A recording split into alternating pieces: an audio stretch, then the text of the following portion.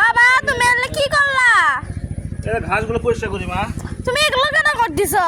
এগুলো করবা না কি করবা? দোকানে কোনো বেচাকেনা নাই, কিছু নাই, আমরা বইয়ের দোকান করি।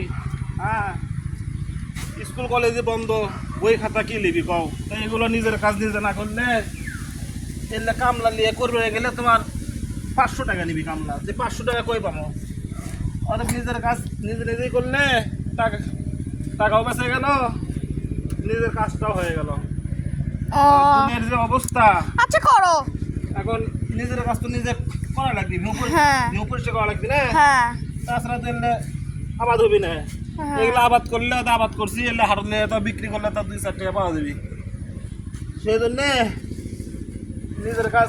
তুমি একটা কাজ করো, যেবারে হাটের দিন না শনিবারে কালকে হ্যাঁ, তুমি দোকান থেকে তাড়াতাড়ি এসো, আসার পরে এগুলো জিনিসকে হাটে নিয়ে যাও, নিয়ে যাওয়ার পরে দেখো তুমি অনেক টাকা পাবা, তাও বেশি। তাছাড়া তো বুদ্ধি নাই। হ্যাঁ। দোকানত তো গাছ তুলছো, গাছ গাছ বই খাতা তো কেউ লিখছে না।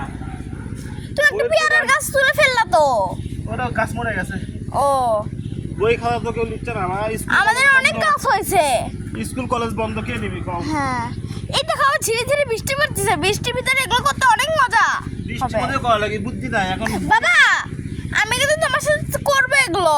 আমাদের বইয়ের দোকান হ্যাঁ করা না করা সব সমান। বইয়ের দোকান এখন স্কুল কলেজ বন্ধ, আমাদের স্কুলটা এখনো খোলেনি।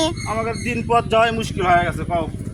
হ্যাঁ আমাদের পড়াশোনার লস হচ্ছে, পড়াশোনার ক্ষতি তো হচ্ছেই। তার ভিতরে আবার বেঁচে কেনা নাই। যেটা দোকান করে কামাই করেছিলাম, সে কামাই তো আর নাই কও। তুমি স্কুলে বেতনটা দিবা কিভাবে বাবা?